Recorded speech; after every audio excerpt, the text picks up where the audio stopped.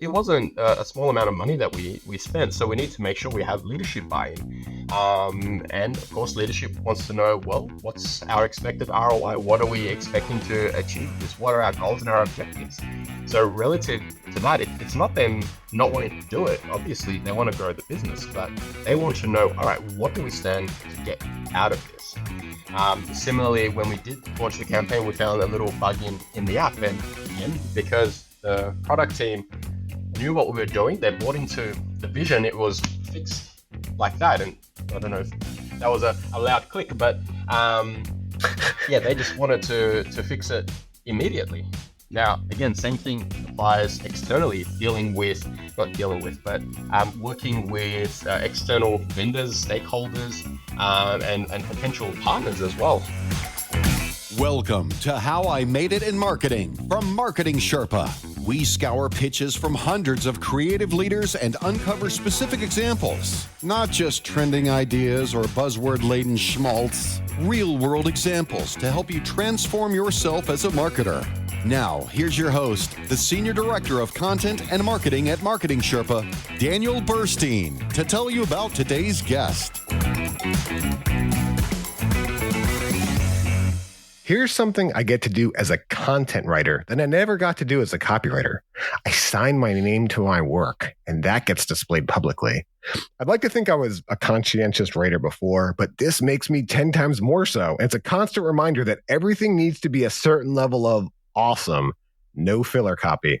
Even when you don't sign your name to something, it's difficult, right? That commitment to always striving to make something the best it can be, whether that's an ad or the next rung in your career. But as our next guest reminds us, don't do something for the sake of ticking a box. Here to share the story behind that lesson, along with many more lesson-filled stories, is Nick Marichik, the Marketing Director for Asia Pacific at RIA Money Transfer. Thanks for joining us, Nick. Cheers. Thanks for having me, Daniel. Long-time listener, and look forward to finally having that opportunity to talk to you myself. Fantastic. And I look forward to our audience getting to hear from you. So let's take a quick look at your background. So Nick has been around many different industries. He worked in hospitality, events, even has his own food company before he got into marketing as a director at Crepe Cart Marketing. And for the past 9 years, he has been at RIA. RIA Money Transfer is owned by Euronet Worldwide, which is publicly traded on NASDAQ. Euronet reported $3.668 billion in revenue for 2023. It has the largest direct bank deposit network in the world. And Nick has built a team of 10 that he oversees. So Nick, give us a sense. What is your day like as the marketing director for Asia Pacific? Ooh, it's a fun day, Daniel. Most of the time, it's lucky if I start my day between 6:30 in the morning with Daddy awake. And that's how I know my little girl is up. I spend the morning, first hour or so of the day, spend the time with her as much as I can, provided I don't have any early morning calls.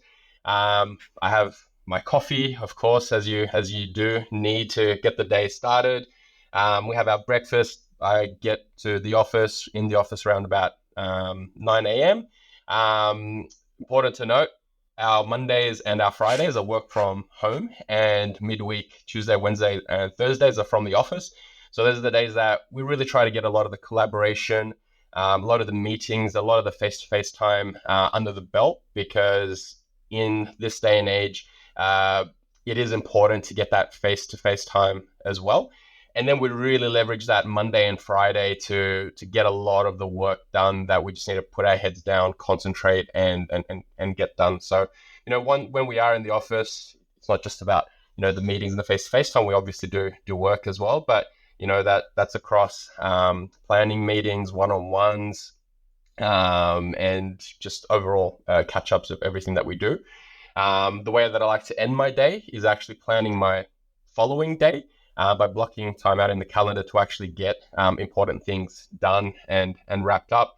After that, I try to be home by about 6:30, spend some more time with the little one. I try to really switch off during that period because I've been at work all day, didn't get to spend time with my little one, and I do really value that time with her. I take the reins to my wife, give her a break. I do the bath time. I put the little one down. And then it's time to sit back and relax, and also catch up with some additional things that I would have missed out on whilst I was spending time with my little one. So that's a day in the life of Nick, and then it all starts again the following day. How old? 2 years. We're just about to turn 2. That's a sweet age. And I'm glad you bring that up because, I think sometimes as marketers or sometimes at work, we feel like, we've just got to be like all out all the time, especially in like you have an Asia Pacific role, it's a greater regional role, or if it's a worldwide role, my gosh, someone's working all the time. But I've found that sometimes in that downtime, even just like playing something silly with my kid or whatever, like that's where, boom, my brain opens up. And that's where I get the idea I couldn't figure out during the day in the office. So I'm glad you bring that up. Yeah, let's take a look at some of the... Sorry to interrupt. Yeah, exactly. And kids are great at bringing it out of you naturally. 100%. And again, it's going back to basics. And as marketers, we always need to have that creative flair. Yes, we're not always the most creative, but spending time with the little ones, it just helps reinvigorate your mind. Exactly. Well, let's take a look at some of the things that your mind has come up with in your career. Some of the lessons we can learn from some of the things you made. Here's your first lesson. You said effective communication plays a vital role in achieving success. How did you learn this? Yeah, it's an iteration. Honestly, communication is a hot topic that always comes up. But when it really came to mind was a few years ago. When we had Drew Lever start as our CMO at RIA, he really instilled going back to basics. Now Drew has a past in Walmart, so he came with a lot of experience over to RIA. So you want to make sure you listen to everything he has to say, and going back to basics and having a really clear, defined messaging, whether it comes down to customers, internal, external. Is really important. And then on the back of that, what we did, or what I did with the team locally here in the APAC region, was we created our own funnel. Now, everyone's familiar with the marketing funnel, and what we did is we adapted it to what we do in anything and everything to do with marketing locally, and we really look at that as our guiding star, our North Star.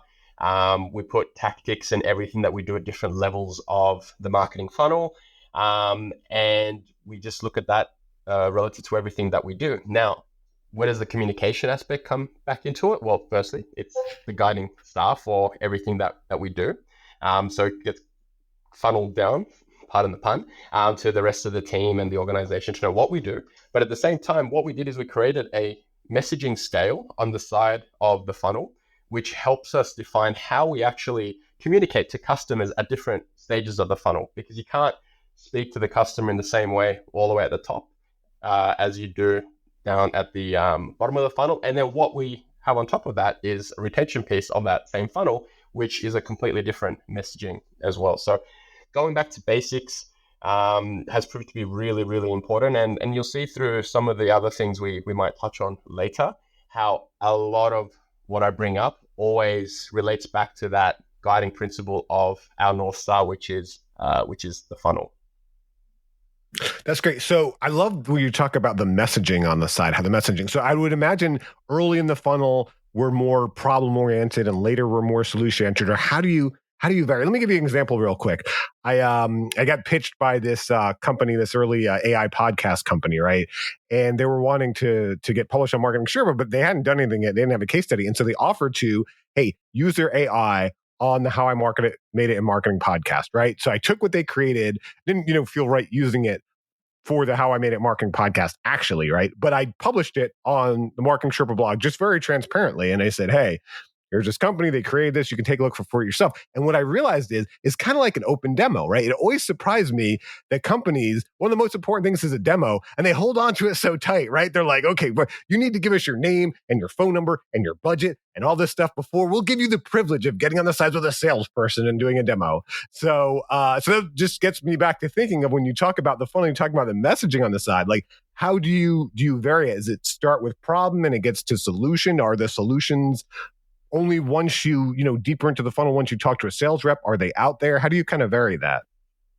Yeah, so again, it really does vary. And I guess with money transfer, well, having adapted the funnel to our specific needs, the way that we look at it all the way at the top is people don't know us yet. We need to get them at the top. And as a bare minimum, they need to know who we are and what we do. So at the complete top, this is what we tell them. You need to send money overseas? Think RIA Money Transfer. Very simple. The problem is, hey, I need to get money to the other side. The solution is RIA Money Transfer. So a lot of the time, and this also stems down to what Drew instilled in us, is thinking about things from that problem solution perspective. What is the problem to which RIA is the solution?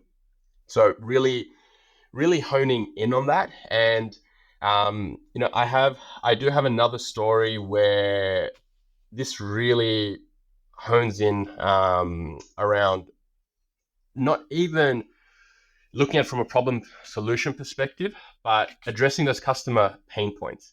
And this is one of those follow-ups that we have in the next section of the funnel where, okay, now people know who we are, what we do. Now, the next time they hear about us, they're going to find out how we actually address their pain points. Now, these pain points different to different people because obviously everyone has different needs in regards to our product.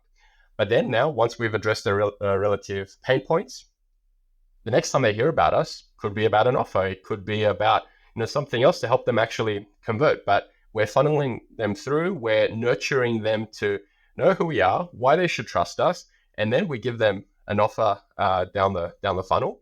And then once they're in, once they become a customer and they've used us for the first time, how do we retain them? Which is the other really, really important thing. We need to make sure that we're looking at all facets of the funnel, not necessarily just speaking to them at the top, middle, or bottom of the funnel, or when they're a customer, but understanding how to address them at different stages of the funnel. Yeah, and I like to think that, we use the term funnel a lot as marketers. We use it and talk about MetLab super funnel, but I always love that idea of the hero's journey from a story. And I love the idea of the buyer's journey. So I love that story element. And, because part of a funnel, it's not just understanding the stages. It's also how are we going to communicate like a story to make it interesting. One of your lessons, you said, creativity takes center stage in the realm of marketing. So do you want to give us a sense of how you've used creativity? I love that it's outlined in the funnel, but then as you mentioned, we actually have to get the story to them and catch their attention and get those across. So how do you use creativity? Yeah, no, great question. Well, it's a great thing to look at creativity as the secret sauce to bringing in that copywriting together with the creative asset. Now, we recently did a campaign, which was a top of funnel campaign in Sydney in Australia, where we wanted to really target people that haven't heard about us. And that messaging was very simple to what I mentioned earlier, top of funnel, sending money overseas, ? I think RIA Money Transfer. And because there was a lot of out of home aspect to that, we just included a hook line with a promo code. Now, okay, the messaging, one thing, great. But how do we bring the creative layer into that? Now, in Australia, specifically, we have 750 points of sale around the country. We have our online self-service money transfer platform. We've got our mobile app.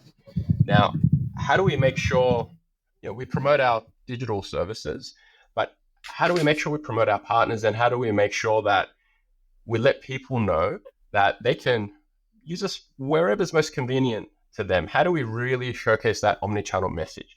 And this is where that creative flair really came into it. And what the design team came up with was, all right, we have a mobile phone, and on that mobile phone, we made it look like a shopfront. So it's bringing that shopfront aspect of it, and it's bringing that mobile aspect of it. And we had two buttons below our message. One was find location, and the other one was get the app. So we were really honing in the entire message around that convenience aspect, whilst letting people know that you can go online, offline, wherever's easiest for you. And what media, how was this Was this online Yeah. ads or like how were these messages displayed? Yeah, no, of course. Good question.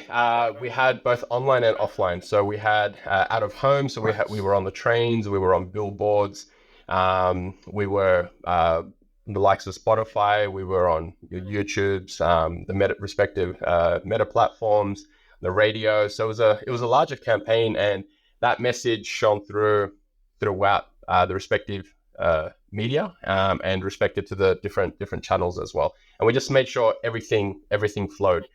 And from a targeting perspective, making sure that we're trying to target the same customers at different touch points, just to make sure that they can see us everywhere, and make sure that that message hits home of convenience, no matter where or when they want to send money with RIA. Yeah, so we talk about creativity. Something that comes to mind for me, you mentioned the 750 physical locations, is I've seen a lot of e-commerce or virtual companies moving back to physical locations because they've seen that it's a competitive advantage, whether it's Warby Parker that's opening things up now, or even like I think it's Capital One banks in America that have turned them into cafes, right? They've looked at these physical as advantage. And I wonder, have you figured out how to balance the physical, right, but actually that in-location messaging with in-app and the other ways you do it? I wonder if you've figured out anything there in terms of creativity. Because when I think of this term creativity, I think of an interview I did with Justin Herber, the CMO and Chief Brand Officer at Tractor Beverage Company, on how I made it in marketing. And one of his lessons for creativity was embrace healthy friction. And I've noticed there is sometimes now this friction between the physical, the offline, the traditional medias that you mentioned, and these digital kind of mobile that you mentioned. But, we really need both, right? It needs to be finding the balance of the both and finding what each one does best, right? So I mentioned when you bring up those physical locations, like, have you figured out anything special you can do in the physical locations that maybe competitors can't because they're all digital or mobile? Yeah, no, very good question. And it is a iterative process where there's no right or wrong way of doing things. What we are trying to do is find ways to help all the physical locations as well as the digital locations. And what we have seen is simply by upping how much marketing or how much advertising we're doing online actually helps with the physical locations as well. Because all of a sudden there's much more that's being said about your brand, both online and offline, because you're neither just online or just offline. I know there are other e-com providers or even competitors of ours that are solely digital providers that are trying to get in that offline side of things. But our advantage is the fact that we do have such a wonderful retail presence that we can leverage them, and we can make sure to be there for people when they need us. And there's nothing more important than someone's hard-earned money. And we do have a lot of customers that go to a physical location because, Daniel, I entrust you with this money and I want you to get it to my loved ones on the other side. And if you don't get it there for whatever reason, I would like a face to go to speak to about it. And I'd like your assistance to find out what's happening. Not that we get too many issues, but people do like that face-to-face because it's very tangible. So this is how we're really leveraging our network. And this is how I'm finding a lot of other companies that do have that retail footprint. And there's the age of the clicks to bricks, where people are staging their orders in the app, ordering in the app, and then they go in store to pick it up. So with the whole click and collect as well. So it definitely has a place. It's finding what works, and then creating that messaging to resonate with those consumers that have that as one of their pain points in regards to, I want a location to go to. Absolutely. It's just that reassurance. It's kind of that safety blanket that, so it just helps reduce anxiety. Well, here's another lesson you mentioned. Adaptability also proves to be a critical trait. Obviously, there's a lot of fast-moving, ever-evolving industries. The financial one seems specifically so. As you mentioned, it wasn't that long ago where you would have to go to a physical location. Now you can do it in so many different digital ways, right? So, how have you learned to be adaptable? Yeah, I mean, I should probably take a step back here and let you know a little bit about my past, and then you'll know exactly how I consider adaptability. Back in 2011, which seems like a lifetime ago, I spent a year abroad, um, living in Madrid for a year, and at that point, I looked at. I thought I knew what was happening in the world, but you get tossed into a country where you're still learning the language. You learn how to be very adaptable, and at that point, I didn't realize how sheltered we actually were in Australia till I was in one of my uni Spanish classes, and the teacher asked us the question around, okay, in Spanish, let us know what the current news headlines are in your country. I'm like, all right, great. This would be pretty cool. I know one recent headline. So we have the student from Portugal putting her hand up, saying, "Oh, we got austerity measures that are crippling our country." We have student from France putting their hand up and saying, "Oh, the eurozone debt crisis meetings are happening in Paris as we speak." And then I put my hand up from Australia, saying, "Oh, Qantas, our national airline, has grounded flights because they're having an industrial dispute with employees." So just put things into perspective of how sheltered we were with regards to what was happening in the rest of the world. And that was actually a very pivotal moment because it made me start looking at things in a different perspective, and it helped me really start adapting to things. Now, what it helped me adapt to in particular was when I came back to Australia, I missed Europe so much that I wanted to bring Europe to Australia. So what did I do? As anyone does, I opened a credit card. So I opened up a credit card at the local market, which ended up being ended up me opening up an actual physical storefront. I opened the doors and I literally did. I mean, when I say blood, sweat, and tears went into building that, it did, because I mean, I did the tiling. I pulled apart all old pallets and I stuck it all up on the wall. Pulled all cobblestones. I had my old man help me with actually building a cart, and we really brought that sense of Europe into Sydney, the city of Sydney. So that was again another way that I really had to learn adaptability. Then when I made the tough decision to close that store, I got into what I really loved at the time, which was the business side of running the creperie. And I got into small business consulting. And I found that the theme that things kept revolving around was marketing. So then I ended up really focusing in on that marketing aspect of the consultancy. But what I found really difficult, and I'm sure a lot of people can attest to this, was finding new clients.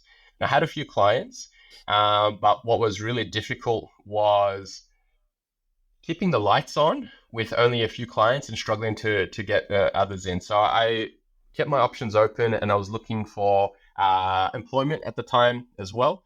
A lot of rejection. Then I had two opportunities coming up at the same time. One was with a digital marketing agency. The other one was with a company called RIA Money Transfer. I was weighing up the pros and cons with both. Obviously, digital was the future, but it's an agency. It might be difficult to grow or really show your prowess and what you can do on that front. Because on the other side, had RIA, which was a marketing coordinator role, looking after the Australian New Zealand business, where you could really make the role your own. There wasn't a established marketing footprint in Australia, so just I made the leap and I decided to come to RIA, which all in itself was a learning curve. So long story short, and I'll get to the point now, I promise, around adaptability, what I look for is in my team, when I hire new people, I look for people from other industries. I look for people that have had a lot of lessons learned in other industries that they can bring to the financial services industry, because I know the flair that I brought to this space when I joined RIA, and I've seen the exact same flair with a lot of the team members that I brought in. I mean, we've had people from all different industries come in, including more hospitality, airline industry, hotel industry, e-commerce, even infomercials, and everyone brings a different flair and different learnings.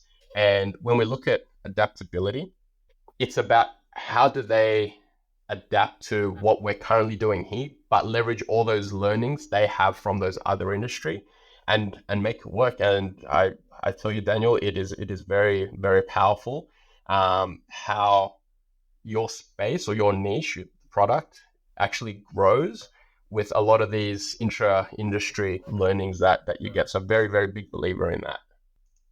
Okay, I want to hear what you brought from a creperie to RIA Money Transfer, but I have another question first. But I want to hear that. You mentioned Sure. bringing it from other industries. I want to ask this question first, though.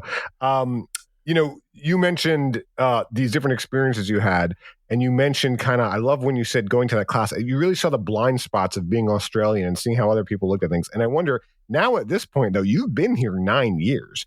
So what do you do to overcome your blind spots? Right? Because, for example, I did a case study with a bank called TAB Bank, and they were working with a number of agencies, and just nothing was moving the needle. And I love what they did. They just brought everything in house. They questioned every previous conclusion about the customer profile, and they started totally fresh with new marketing research. And when I interviewed them, I remember they said they were taking that Zen approach, which is called the beginner's mind, if you're familiar with that, right? The beginner's mind. And so that can be hard, though. Like, obviously, again, they were TAB Bank, a bank, they're an incumbent. They were doing things a certain way. They just had to scrap everything and start over. That's pretty radical, okay? But I wonder for you, you've been there 9 years now. How do you overcome any blind spots you have? Yeah, again, I'll revert it back to, well, there's a couple of things.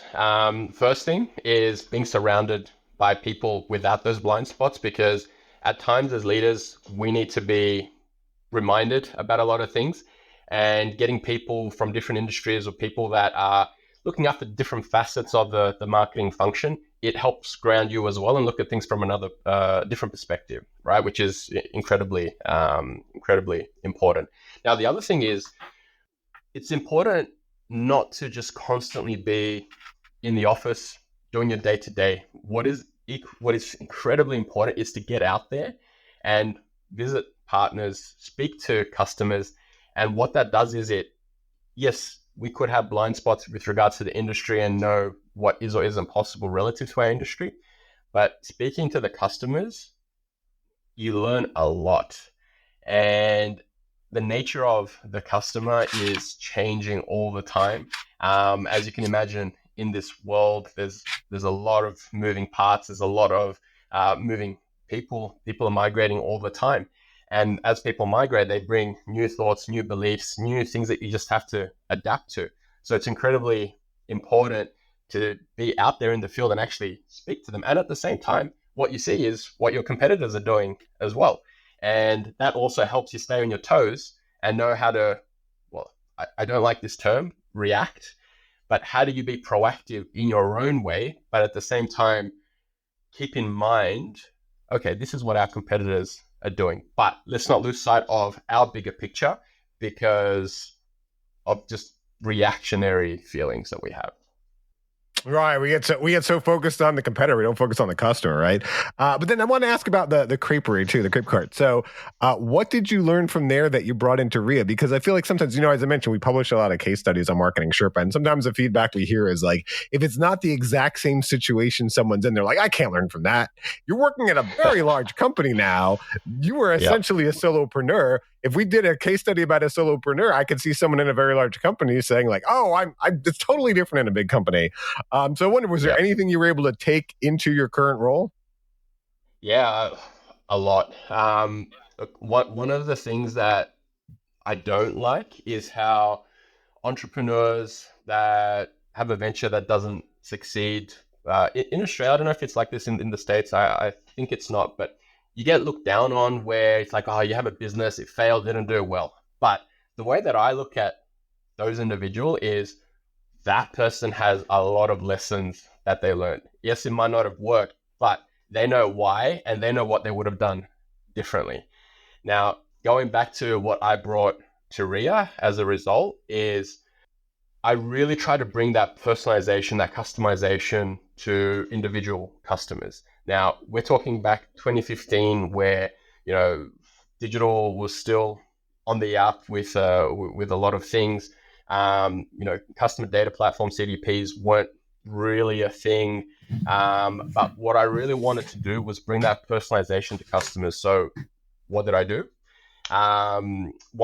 One example is we used to sponsor a lot of events, and at these events, we'd sign up a lot of people. And at that point in Australia, we didn't have a digital product yet, so we had to find a way of how can we actually let people know where to find us. We've had this amazing encounter. We've spoken to the customer, and they're like, "Yeah, you guys sound great. I want to save so much money on sending money overseas. How can I send money with you?" Like, no problem. Sign up here and I'll send your closest locations to you. Again, remember 2015, we don't have many of these automated tools that can simply fire off an email telling people of where the location is. So what I do, I signed up to MailChimp, which was one of the only providers available at the time. I created a lot of different, I forgot what they called it at the time. There was a lot of different iterations where relative to the postcode that someone entered on that sign up form when we were signing up, I pre-built, oh God knows, about 100 different journeys relative to different postcodes. And I had about 3-4 of our top locations around those areas, which would fire off an email at the same moment to that particular sign up, letting them know what the locations are. So what I choose to think I brought is that different level of thinking where we are starting to hone in on, all right, let's try and make life as easy as possible for the customer. They want to use us. Let's show them how they can actually use us. Then where, sorry. Oh, that's a beautiful example. Yeah, I mean, I always like to say, I heard a story my old boss used to tell me about in Richmond, Virginia. He would go and he would, get suits from this guy. And this guy was well known for suits for busy business professionals. And the guy knew everyone so well. He said, I could just pop in, I'm busy, 10 minutes. He knew exactly my size, exactly what I wanted for suits. He would have things picked out. He knew what I liked, and boom, I'd get them right away. Right? Because again, that was that small business person who knew people on a one-on-one basis. I always say, that's what every enterprise is trying to do, even the bigger enterprise, right? And they're trying to fake it with CDPs and CRM and marketing automation and personalization and all this, but that's what they're trying to do. So I think that's a beautiful thing you did to try to hack it together before the technology was able to do it, just with kind of like gum and string and whatever to make it happen. So I think that's something we could all learn from, especially now with the more powerful tools we could use. The funny backstory to that is as well, when I spent quite a few weeks in the office trying to work out this Band-Aid approach. And I was talking to MailChimp support a lot. And at the end of it, they're like, you're doing a lot of cool stuff. Can you give us your address and we're going to send you a couple of MailChimp t-shirts? And I'm like, all right, great. which was awesome. I love those t-shirts. Long gone now, but really, really, really cool. You earned the t-shirts. Well, in the first half of the podcast, we talk about lessons we learned from the things Nick made, like incredibly complex, personalized email pathways on MailChimp in the early days. And then the second half of the podcast, we're going to talk about lessons from the people he made them with, because that's what we get to do as marketers. We get to build things, and we get to build them with people. But before we get there, I should mention that the How I Made It in Marketing podcast is underwritten by MECLabs Institute, the parent organization of Marketing Sherpa.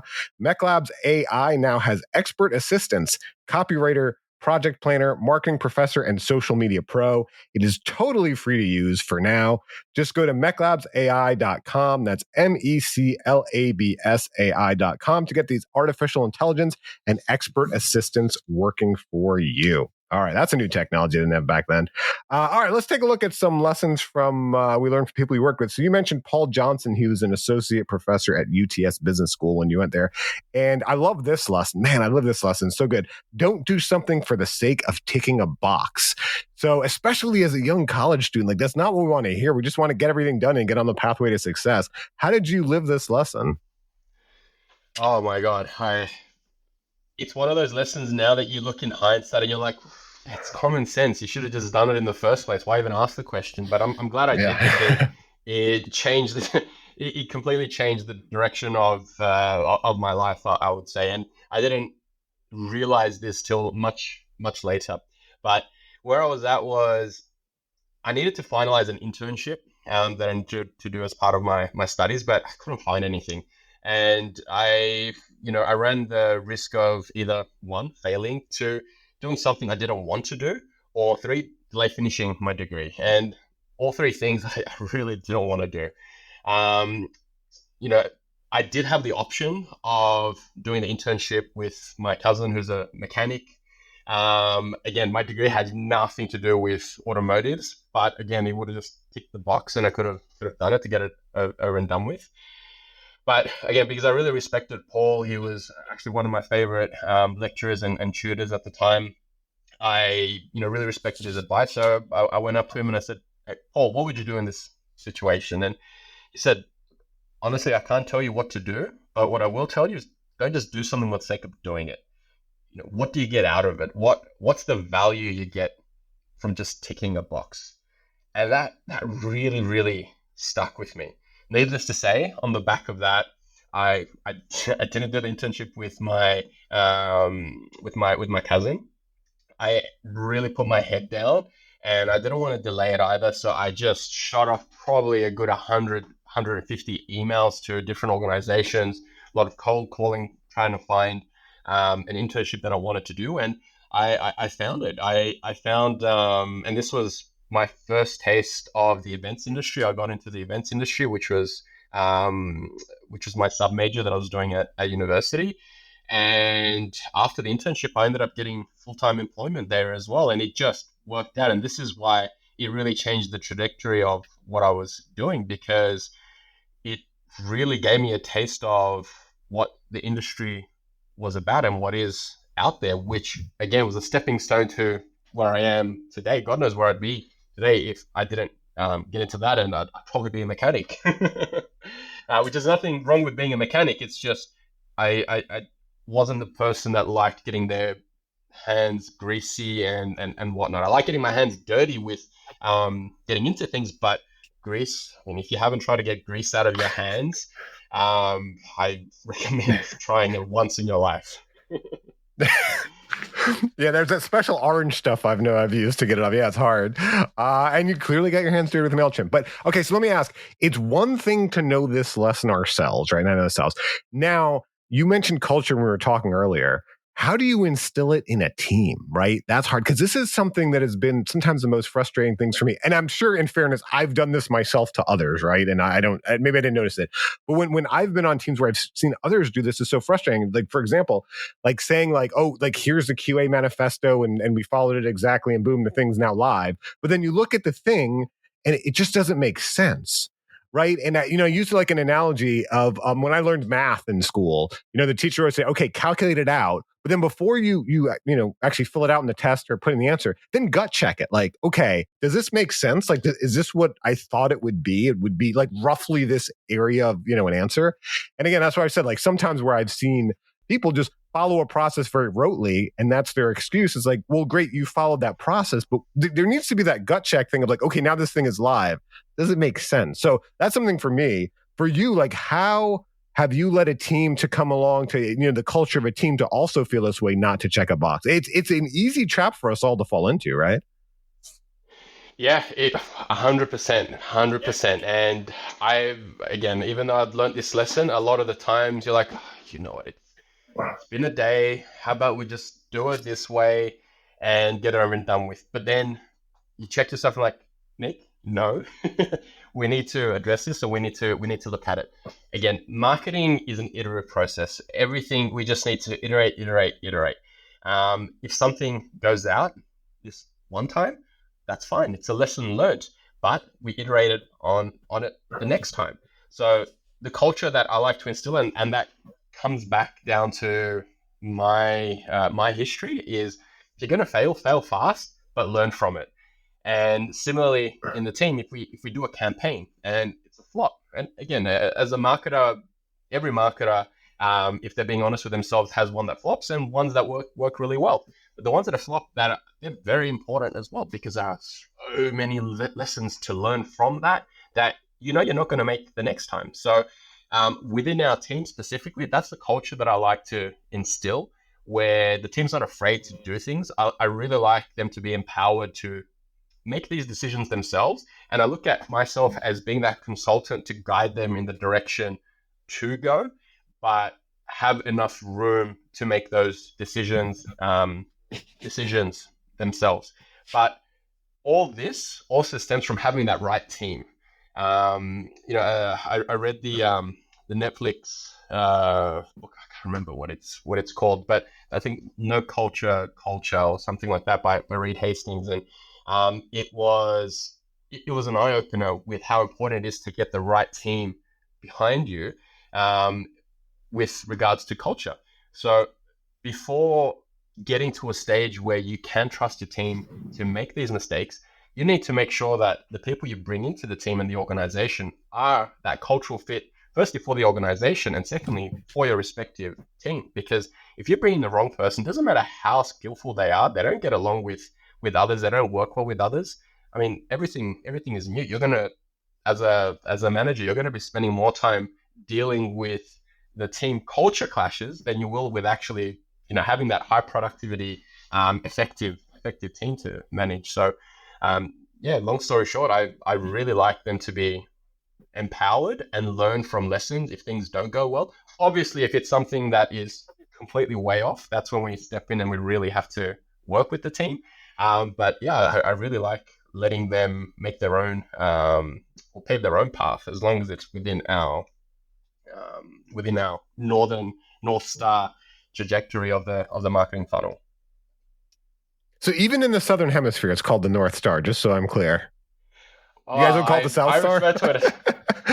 I refer to it as the North Star because, compass always points north. And one thing that I did to myself, when I was younger, I told myself, if you're ever lost, if you don't know where you're going, I mean, just go straight, just head north, and eventually you'll find a road. Eventually you'll find something. Luckily, touch wood, I've never been lost so far to not be unfound.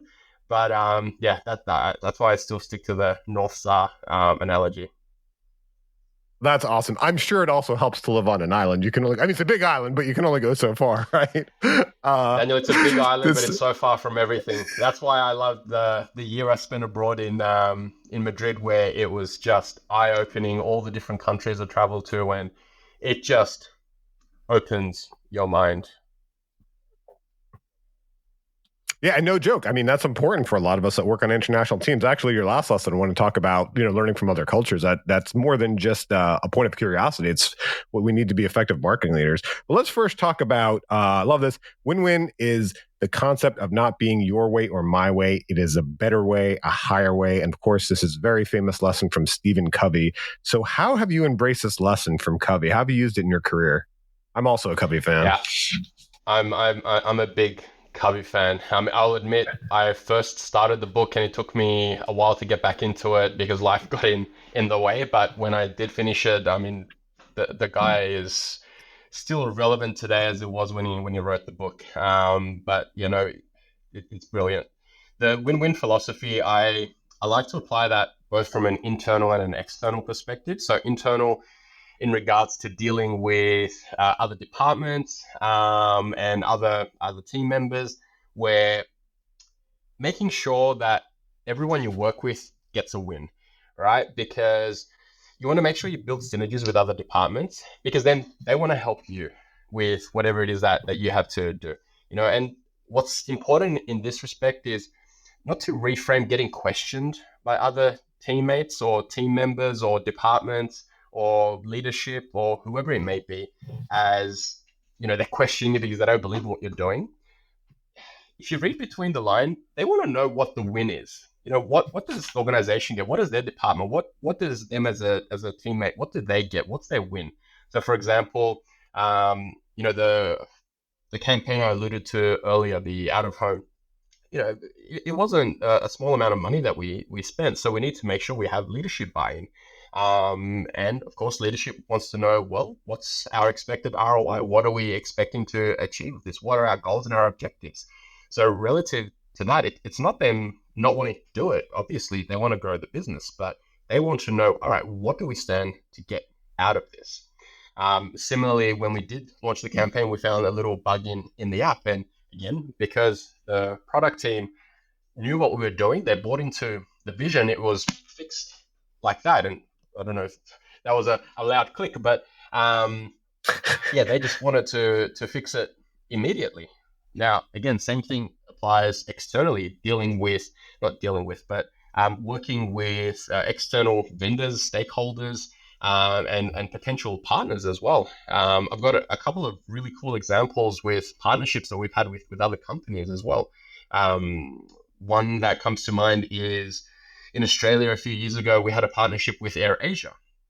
Now, I was doing a lot of research around complementing businesses that we could team up with through shared vision and an organization that really wants to provide that value to their customers.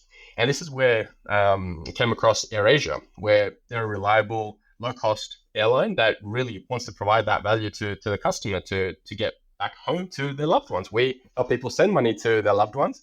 They help people get home to their loved ones. So speaking to AirAsia, they loved the vision. They loved the fact that we could team up, and they sponsored 4 return trips for 2 people to either India, Bangladesh, or Sri Lanka, which was great. We created a media plan around the promo.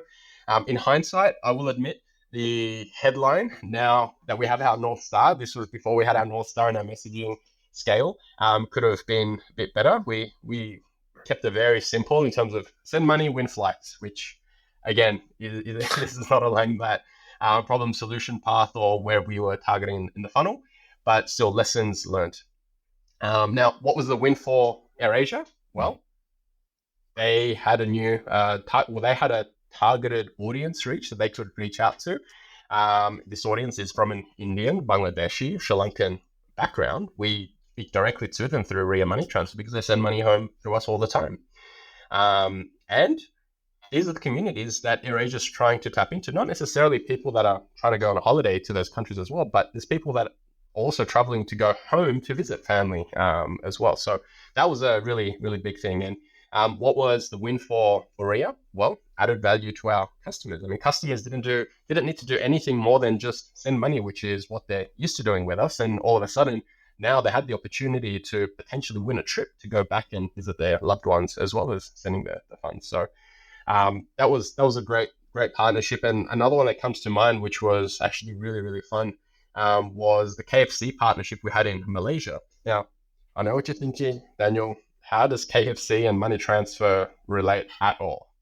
And I'll get into that right now, where we were having an initial planning session for the upcoming Ramadan campaign that we were having at the time. Now, Ramadan, if you're not familiar, is the holy month of fasting practiced by the Muslim community. So after sunset and prayer, the community breaks their fast with a meal that's known as iftar. Now, iftar is most commonly shared with friends and family. Now, something to note with this community in Malaysia is that their family's still back in their home countries. So they're living, working in Malaysia and sending back most of their earnings to their loved ones. So what we wanted to do is let's find a way to get our customers to break fast together. How can we do that? Because we've got a vast network in Malaysia as well, we wanted to team up with a provider or a company that has that network as well. So we reached out to arguably the most popular food brand in Malaysia, which is KFC. The team at KFC saw the vision and they were on board. Now, what did they get out of it? They got a targeted new traffic coming through their doors. What was in there for us? Well, added value to our customers. KFC sponsored meal vouchers for our customers, getting people coming into the store.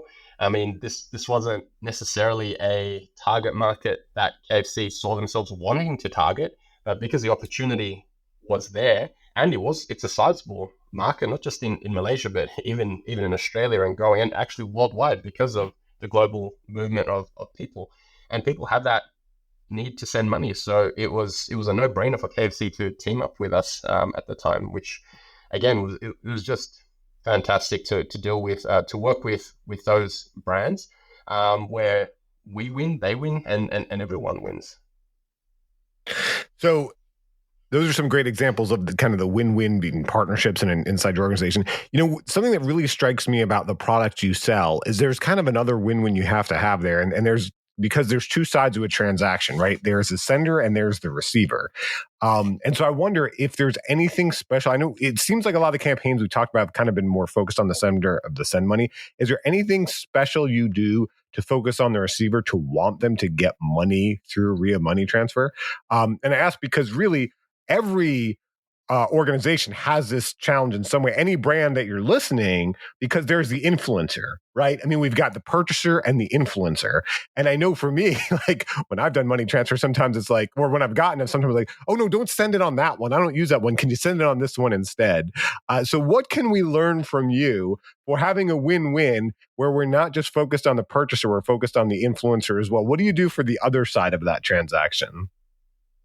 Yeah, look, I was hoping you'd ask me this question. I didn't want to bring it up myself, but I'm really glad you bring this up, because I have a really, really powerful story. And this, alongside with the don't just tick a box for the sake of ticking a box, just, it really shaped the way that I look at this industry, look at people and human beings in general. I'm personally very, very passionate about cultural inclusivity and diversity in everything. Having been a migrant myself, moving to Australia, well, my parents moved to Australia after the Balkan Wars. So it really hits home how important and how much of a lifeline and a need money transfers are. So I'm going to get a little bit deep now, and I'll kick off by saying, don't run campaigns. Don't run campaigns if you're just there to promote your product and not really understand what your product does or what it serves. Now, let's look at the deeper meaning of what you do. The quote from Paul Johnson, the lesson I learned from Paul Johnson really brought me back to give an even deeper meaning to a lesson that I learned at the Africultures festival in Sydney in the late 2000s. And I spoke to a customer, and I don't think she realized how much what she said hit me. Her name was Adama. So I even remember her name.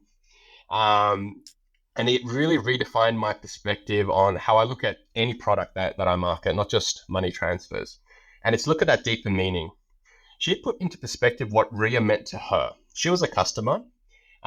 She sent money back to her grandmother in Sierra Leone. She's used our competitors as well, but her preference was RIA. Now, up until that point, I looked at the remittance industry as people supporting loved ones back home in their home country. Now, this story put that human side to the marketing. Now, I'll just give a little bit of context as well. At that point in time, RIA didn't have the best payout network in Sierra Leone, so the cash pickup points, which now we're probably the best. But at that point, we didn't. Now, the only way we could challenge our competitor for Sierra Leone was to have better overall value for the customer. So we were providing much better exchange rates. Now, again, I'll take a pause here and let you know that prior to this encounter, I was looking at the overall value that the customer was getting is for Adama. She wanting to maximize how much money she gets to the other side. Now, continuing the story, now, Adama's grandmother had to travel about 30 minutes to the next village to pick up funds from RIA. I know what you're thinking. Why would she send through RIA? I mean, she's having to travel 30 minutes. Poor grandmother, she's already older and having to get there. Now, why did she do that? Well, RIA's exchange rate was much better. Now, what does that mean?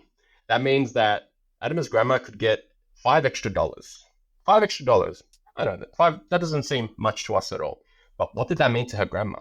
To her grandma, that meant buying an additional bag of rice that could feed the family for 2 extra weeks and sustain the family. Now, just stop for a moment and think about that. The fact that to us, $5 is relatively insignificant, but just by using RIA and traveling an extra 30 minutes at that time, she doesn't need to anymore. She got an extra $5, which it can now sustain the family for an extra 2 weeks. Now, that in itself is very powerful. And from that point, what we do to market to people in the countries primarily is to make sure people know where our locations are so they can tell their loved ones that, hey, I do have a location close by that I can pick up funds. But at the same time, locally, from that moment on, I look at it as a responsibility for me. And I take it upon myself that if someone doesn't know that the customer can get more value by sending through us, then I'm not doing a good job. I need to make sure this person, everyone is aware that by sending through us, they get overall better value so that on the other side, their loved ones who are receiving this remittance because it's a lifeline are getting as much value as they can, and they know exactly where they can go pick up those funds. So, what I will tell you is don't do a campaign or release any creative in the world just for the sake of doing it.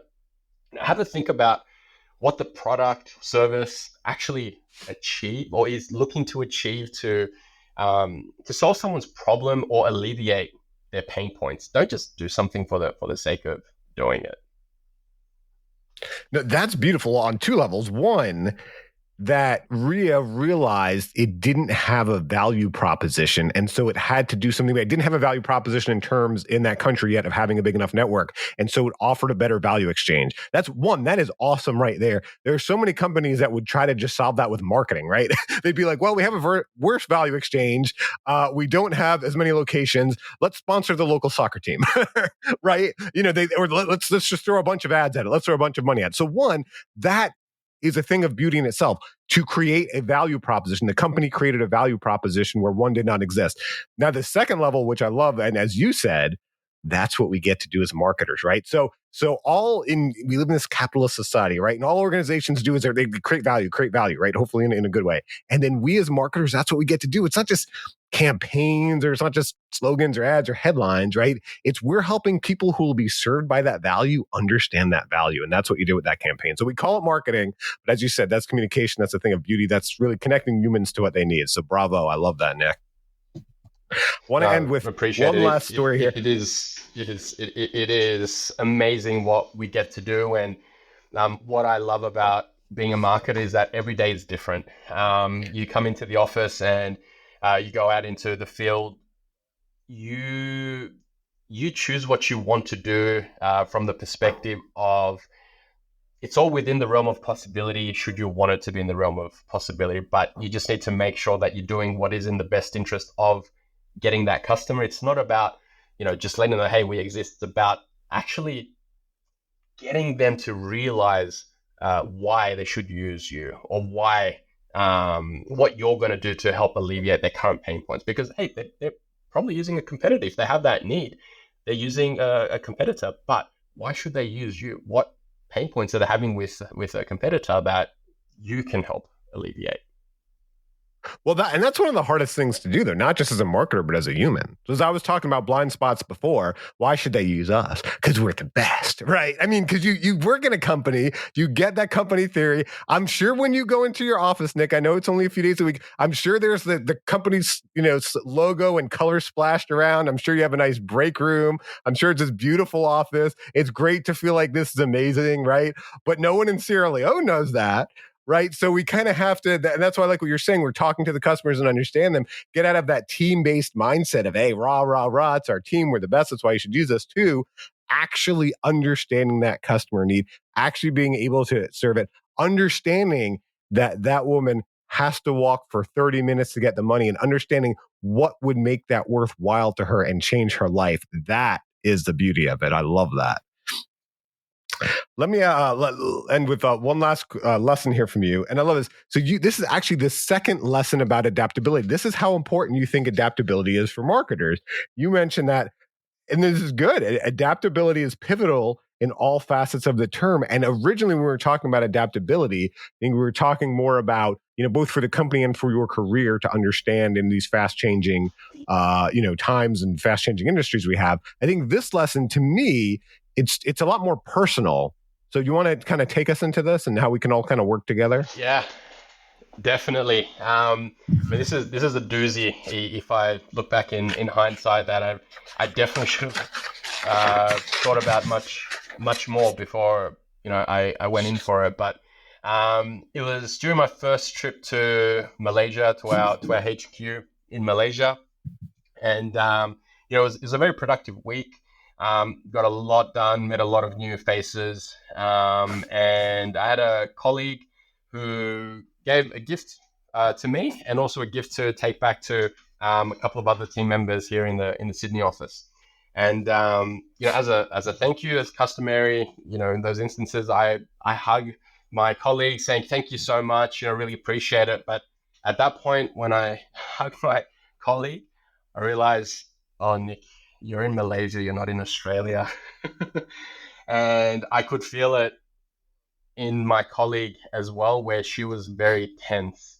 And again, she's very respectful, but I could see on her face, she went all white, and she just felt very, very uncomfortable. So again, we parted ways, and she spoke to another one of my colleagues who is from the same cultural belief as she was, and said, please let Nick know, never hug anyone from Malaysia, because it's just, you don't do that here. And again, my colleague didn't need to tell me that. I knew as soon as I hugged that is a lesson learned, a very valuable lesson across dealing with different cultures. It's completely at the forefront, no matter where I go. Now, just to make sure that I keep local customs front of mind, because hey, it could be acceptable in my home country, but not necessarily everywhere around the world. So a lesson learned, and a lesson out there for everyone as well. I learned it, so you don't have to. So please keep cultural nuances front of mind. Well, yeah, no, it's great, because I mentioned when we're talking about customers, it's a difficult thing as human beings, understanding a person other than yourself, understanding a person that's different from yourself. It's true for customers. It's true for the people we work with, especially working across so many cultures. But where the rubber meets the road with that as a marketing leader, though, I want to ask you, like when you're managing a team, how do you make sure the role adapts to what works best for the individual? That's the other adaptability I think of. For example, I interviewed Christine Healy, the Chief Growth Officer at Seniorly, on How I Made It Marketing. And one of her lessons was believe in people. And she told the story of how when she became a single mom, flexibility and understanding she got from her colleagues is what made the role work for her. So, for you, Nick, I know we talked about the hybrid work setup that the company currently has. I know we talked about how important your daughter and central she is to your life and how you make that work. What do you do as a marketing leader to make sure that the role adapts to that team member? This is where growth is important. Now, growth can come in a lot of different ways. It could come through promotions to different positions, could come down to a lot of different things. Could be just expanded responsibilities as well. So what I like my team being is always having one ear open to new trends, new things that they can grasp. I'm really big on them wanting and getting further education if they need with any short courses. Like for example, our designer who sits here in the Sydney, one of our designers that sits here in the Sydney office. I mean, she is a phenomenal designer, and a lot of this stuff is self-taught, and she keeps up to date with all the latest trends and just keeps going for it. Another instance is our digital marketing manager who got promoted to a wider business role where he manages the digital product now as well, here locally in Australia as well. Adding additional responsibilities to our lifecycle manager as well, to manage a wider piece of that retention side of the business as well. So as much as it is about growing professionally in regards to progressing in your career, it's also about having the ability to add different facets of marketing under your repertoire and keeping one eye open to new things that are available to you and to everyone. Great. Well, Nick, we talked about so many different things about what it means to be a marketer. If you had to break it down, what are the key qualities of an effective marketer? Ooh, well, all of the above. And the reason I said all of the above is I've heard a lot of your other guests also mention that because I'm an avid listener. But no, in all seriousness, I think what's important is someone that leverages the basics. A lot of the times as marketers, we try to be too creative. We try to be too into the weeds and try to misconstrue the message so much to make it look appealing where people don't know who you are or what you do. So I think sticking to the basics is really important. The other one is if you're going to fail fast and learn from it. So marketers who are willing to actually go out there and try new things and explore, and hey, if it doesn't work, that's fine. We'll learn from it. A metaphor that I like to use with my team, especially with new starters till they actually get what I'm referring to, is, let's take the approach at times of a bowl of spaghetti. Let's toss that bowl of spaghetti onto the wall and let's see what sticks. Yeah, a big portion of it will fall to the ground, but there will be pieces of spaghetti that stick to the wall. Similarly, in marketing, if we're not going to try different things, if we're not going to keep our minds open or leverage new tools, we're going to be left behind, and we're going to be like that bowl of spaghetti that slides all the way to the floor. We want to be those pieces that stay. We want to find those pieces of spaghetti that stick to the wall. And the other one is, again, on the back of that one, iterate. There's no such thing as perfect. Good enough is good enough sometimes, but as long as you keep iterating on that good enough and keep persisting, persistence is key. You can't achieve anything without persistence.